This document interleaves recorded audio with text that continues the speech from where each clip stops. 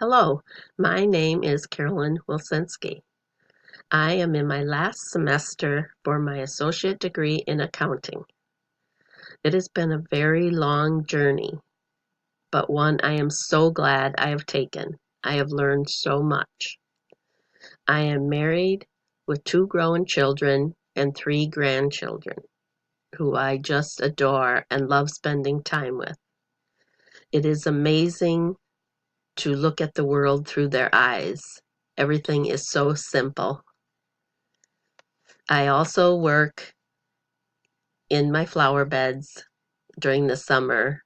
That is what I find relaxing and peaceful. I have a part-time job in customer service. This would be the one-on-one communication that I do as I work third shift and all I see is customers and knowing what they want and everything. Customer service is very beneficial. I think everyone should have a chance to do that.